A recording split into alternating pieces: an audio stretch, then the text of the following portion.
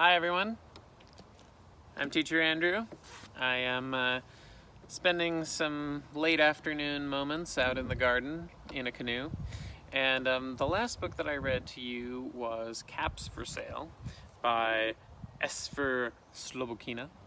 And I talked about how there is a kind of lesser known sequel to Caps for Sale, Caps for Sale was one of the most important books to me when I was a little kid. And I just have very vivid memories of reading it. But I never read Circus Caps for Sale until I was a teacher.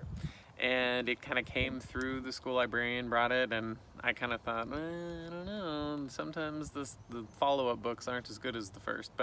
And you know, it doesn't have the same thing going on, but it's really a good time, and I think you'll love kind of spending some more time with Pezzo the Peddler. So, without further ado, here we go. It's Circus Caps for Sale, a companion to Caps for Sale, written and illustrated by Esphyr Slobodkina.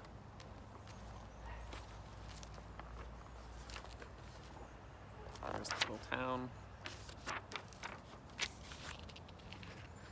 Title page, Circus Caps for Sale. Early one morning, Pezzo the Peddler woke up. He jumped out of bed and began to dress. First he put on his socks, next he put on his clean white shirt, and then he put on his fine black and white checked trousers. And last he put on his fancy yellow shoes. Then the peddler put on his jacket and his lucky cap, picked up his wares, and was ready to go to work.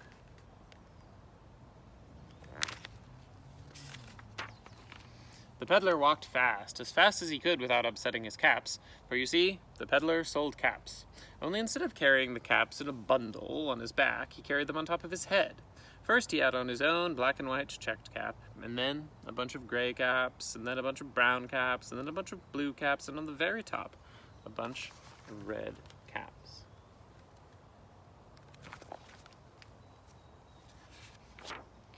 As soon as he got into town, he began to call out, "Caps! Caps for sale! 50 cents a cap!"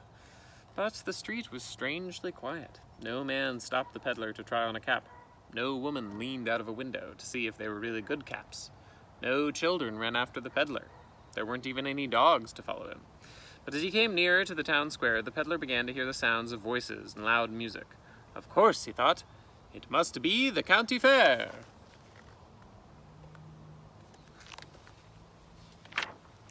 Sure enough, the nearer he got, the clearer he saw that it was indeed a county fair. The Ferris wheel turned, the merry-go-round went round, and at the far end of the square the peddler saw an enormous circus tent.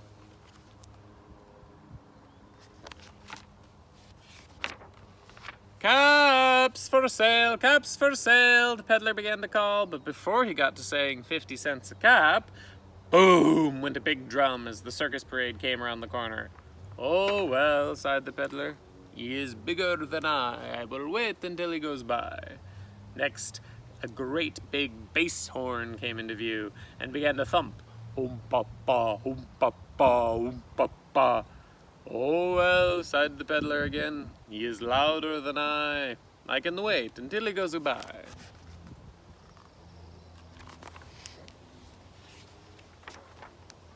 But what came around the corner next was not just a big bass drum or a loud bass horn, but the whole circus band. The trumpets shrilled, the trombones blared, and the little piccolos went tweedledee. The big cymbals went bong. The tiny triangle went bing. "Oh, well," sighed the peddler for the third time, "there are so many of them, I'll just have to wait until they go by." Peddler's becoming sort of Italian. I realize he's originally more like Eastern European, we'll see. The peddler saw the circus riders prance by on their plumed white horses. He saw the fierce lions and tigers and the chattering monkeys in their cages. He saw a truckload of trained seals and dancing dogs go by. Look at all those things. 4 striped zebras, 3 long-necked giraffes, 2 double-humped camels, and 1 huge elephant. It was a wonderful parade. Even the peddler thought so, until he met up with Jumbo. Jumbo was the circus elephant in the parade. He liked to perform tricks to amuse the crowd. Sometimes he would simply take some peanuts from a child's hand and put them in his mouth. Sometimes he would fill his trunk with water and pretend to give himself a shower. And sometimes he would steal a hat from a man in the crowd, try it on his rider's head, and then return it to the stranger. Naturally, when Jumbo saw the peddler with his pile of caps, he reached for it with his long trunk. In a second, there was a very surprised elephant, a very amused crowd, and a very, very sad peddler, for all the red caps, blue caps, brown caps, and gray caps came flying down in every direction. When the tumblers, the jugglers, and the clowns saw all of the caps falling, they thought that it was a new trick that the big boss had added to the parade. So they each caught a cap, and then they went on with their acts. The clowns clowned in brown caps, the tumblers tumbled in gray caps, and the jugglers did their juggling with red and blue caps.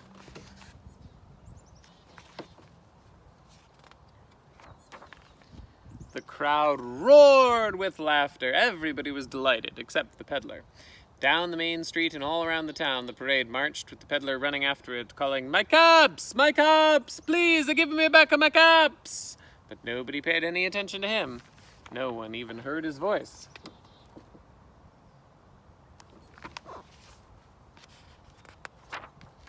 At last, the peddler gave up. He sat down on a bench under a big tree and watched the parade disappear around the corner. When the parade was over, the circus people gathered in the big top to congratulate the big boss on his clever new trick. Thank you, my friend," said the big boss, "but I had nothing to do with it." I needed a better voice for the big boss. Thank you, my friend," said the big boss, "but I had nothing to do with it." That's better. "Then who did?" asked the jugglers. "Who did?" asked the tumblers. "Who did?" asked the clowns. "Jumbo did," said Joe, the elephant rider, and he told the circus people about the little peddler. Joe also tried to show how the peddler carried all of his caps, but when he got to the first brown cap, all the caps fell down. And then one of the clowns tried to put on the caps, but when he got to the first blue cap, all the caps fell down. Everybody tried. Even one of the jugglers tried, but when he got to the last red cap, all the caps fell down. "Aha," said the big boss. "Perhaps it is not such an easy trick after all. And if it is not such an easy trick to do, my friends, does it not belong in the circus?" "Yes, yes," shouted all the circus people. So the big boss sent the two tall men to find the little peddler.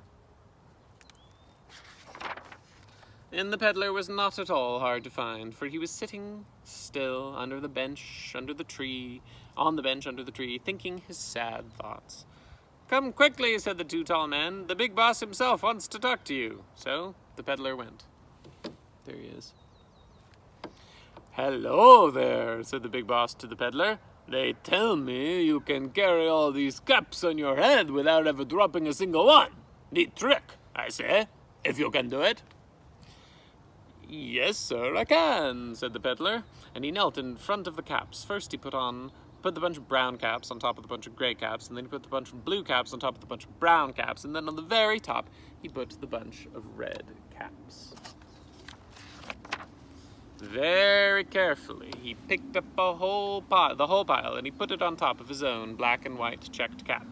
And then slowly, very slowly, he got up from his knees, and he began to walk around, calling out, "Caps for sale, 50 cents a cap!" "Bravo! Bravo!" shouted the big boss. "Bravo, bravo, bravo!" shouted the rest of the circus people. "How would you like to do your act in the circus ring?" asked the big boss.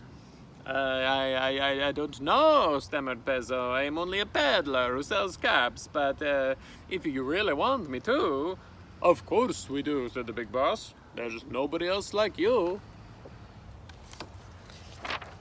And that evening, when the circus lights went on, the show was really grand. There were horse riders and elephant drivers. There were trained lions and tamed tigers. There was dancing dogs and talking seals. There were tightrope walkers and jugglers.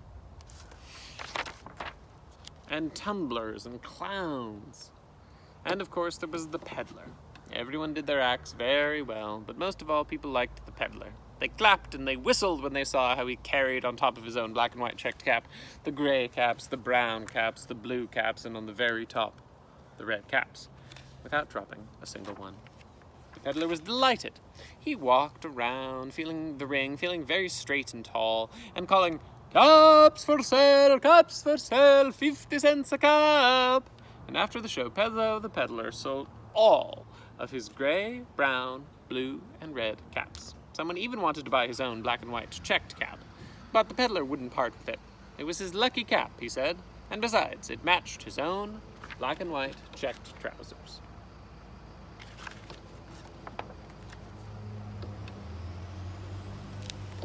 The end.